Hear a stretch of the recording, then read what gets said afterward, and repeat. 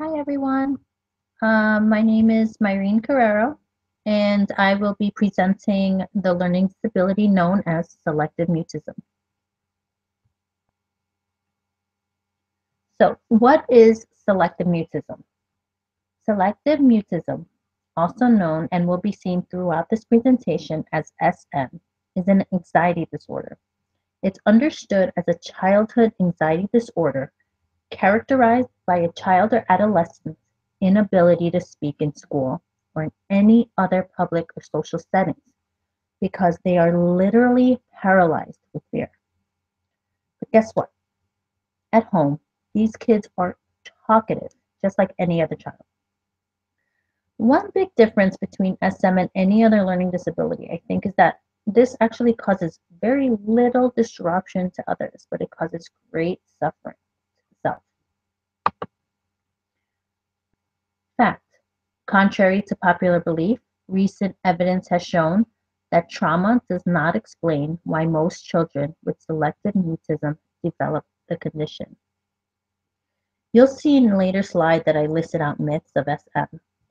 One of the first questions that some individuals who encounter a child with SM ask, have they been abused at home?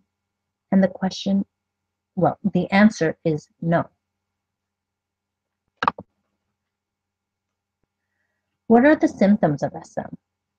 As discussed in the previous slide, one of the main symptoms is being freely verbal at home, but completely or mostly nonverbal at school or around strangers.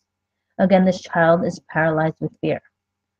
Some may look expressionless or unemotional, and in order to communicate, some use gestures such as facial expressions, nods, whispers. Some may pull or push objects, and this is, again, their way of communicating throughout the day. Other features of SM may be profound shyness, very little eye contact, social isolation, withdrawal.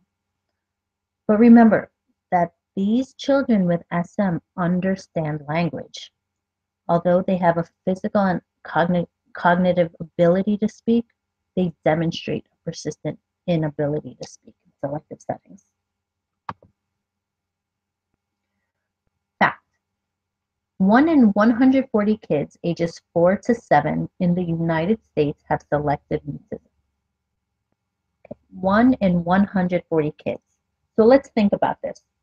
Let's put it in terms that you may personally understand.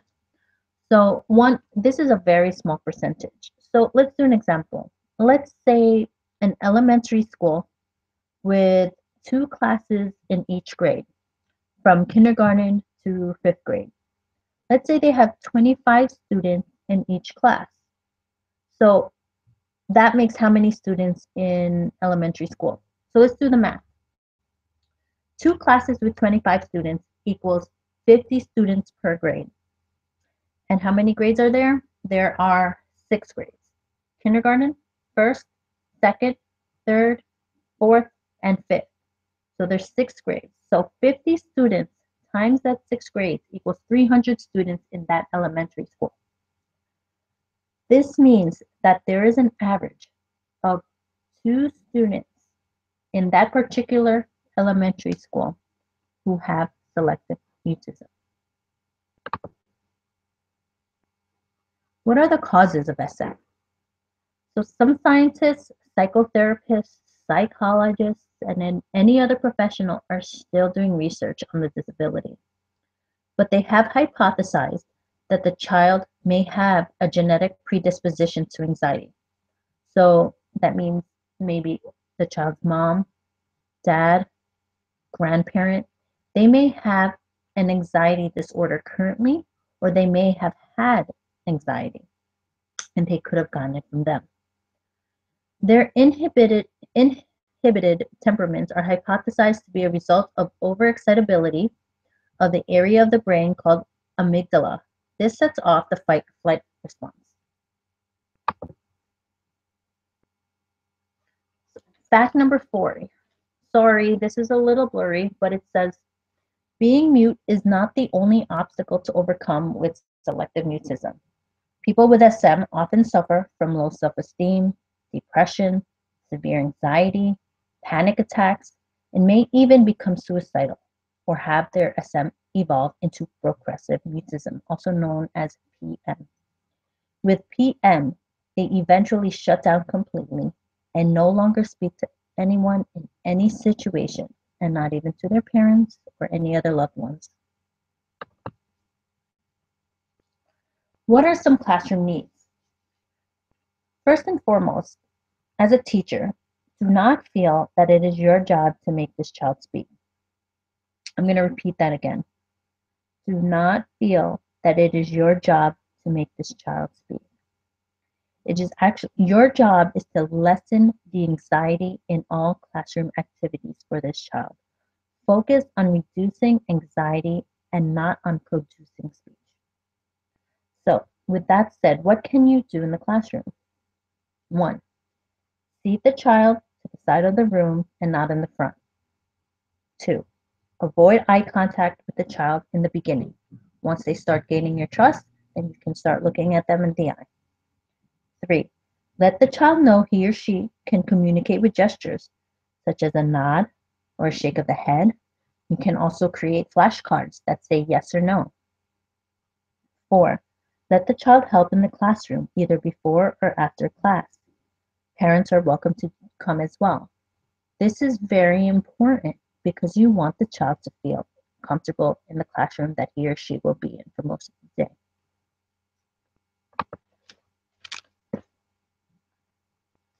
Treatments and prognosis.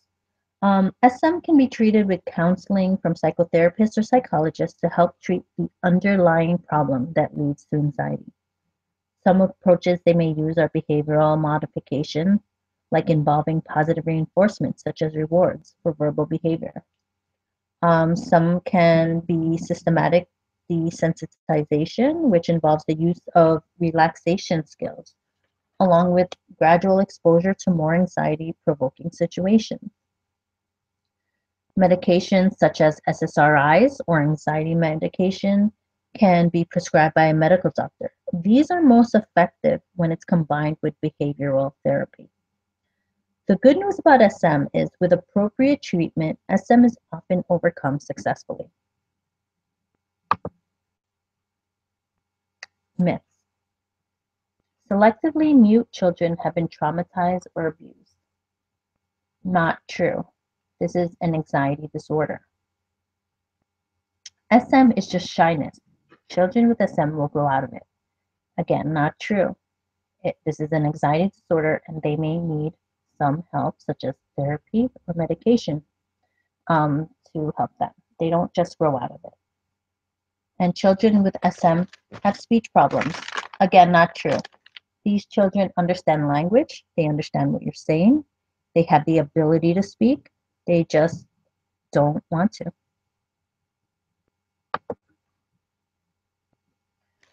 These are the sources that I use to understand and do my research on SM. And I hope that you've taken something away from this presentation because I know that I've learned a lot. So thanks and have a good day.